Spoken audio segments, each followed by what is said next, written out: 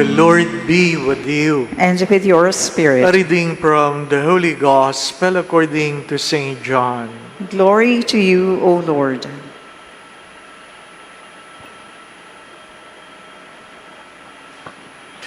Jesus said to his disciples, Amen, amen, I say to you, unless a grain of wheat falls to the ground and dies, it remains just a grain of wheat.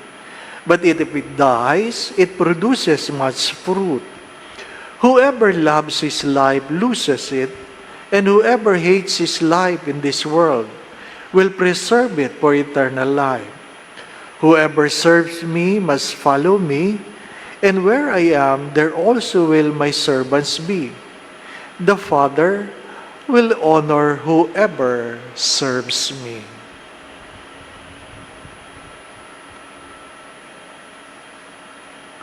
My brothers and sisters, the Gospel of the Lord. Praise to you, Lord Jesus Christ.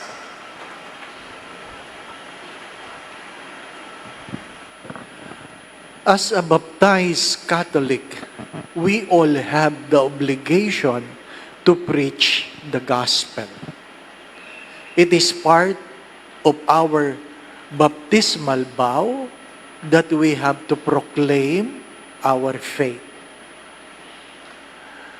When I say preach the gospel, you don't have to be a preacher, but people must know what you believe, who you believe, why you are believing it. Ano ang iyong pananampalataya? Sino ang iyong sinasamba? At bakit mo yan ginagawa? Second, not all who praise God really serves God. That's why the gospel said, He honors those who serve Him. Hindi lamang yung nagdadasal, hindi lamang yung nagpupuri, kundi yung naglilingkod. Sapagkat ang yaman mo ay kung ano ang iyong pinapahalagahan. Ang tunay na mahalaga sa puso mo, yan ang tunay mong yaman. Where your heart is, there your treasure is. Mahirap yung iba ang iyong sinasabi, iba rin ang iyong kalooban.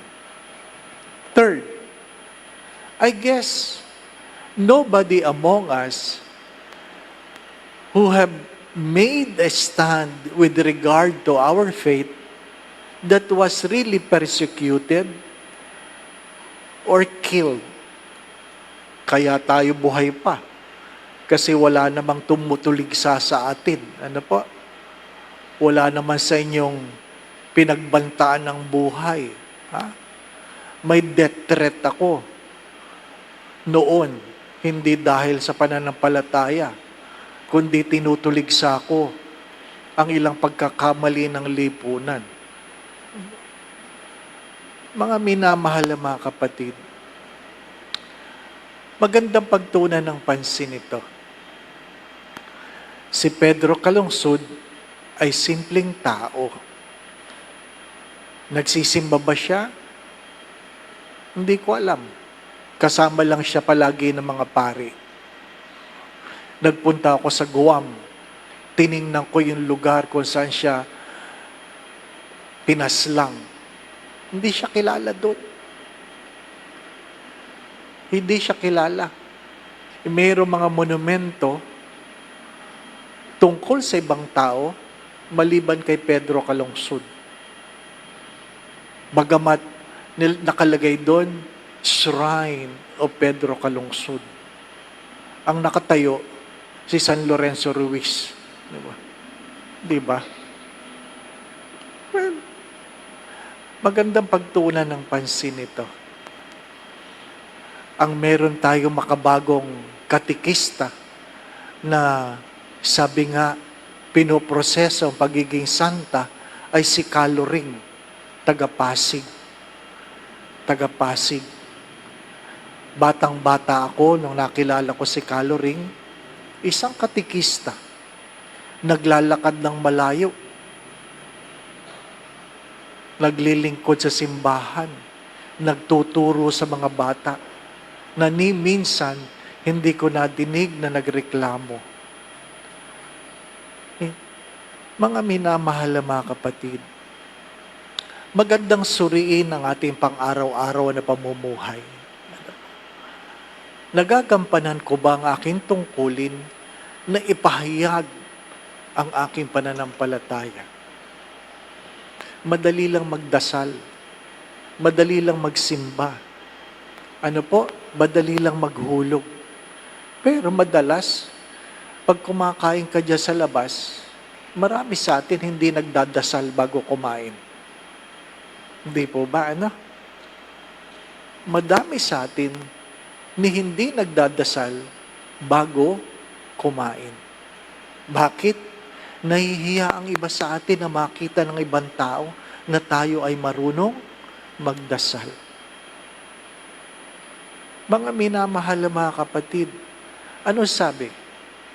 Kung ikaw ay tapat, ang Diyos ay magiging tapat sa iyo. Kung ikaw ay hindi magiging tapat, ang Diyos ay mananatiling tapat.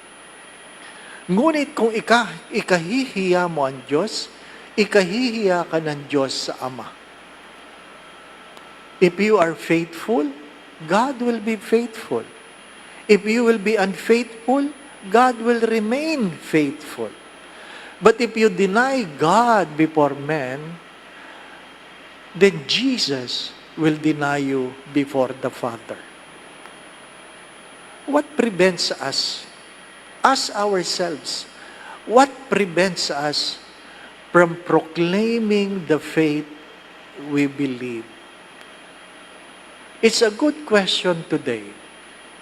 What prevents us from proclaiming the faith we believe?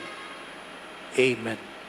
One time I was asking some of my pilgrims, did your parents talk to you about Jesus?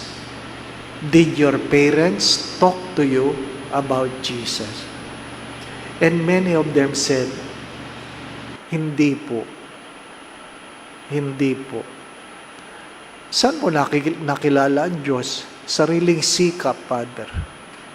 Sariling sikap. The failure for children to believe is because their parents failed to proclaim. The failure of children to believe is because their parents failed to proclaim. Do not forget this. As a baptized, we have 3 obligations: to worship God, to preach the gospel, and to serve the poor. The Lord be with you. And with your spirit. And may Almighty God bless you and your family, the Father, the Son, and the Holy Spirit. Amen. The Mass has been offered. We go in peace to love and serve the Lord. Thanks be to God.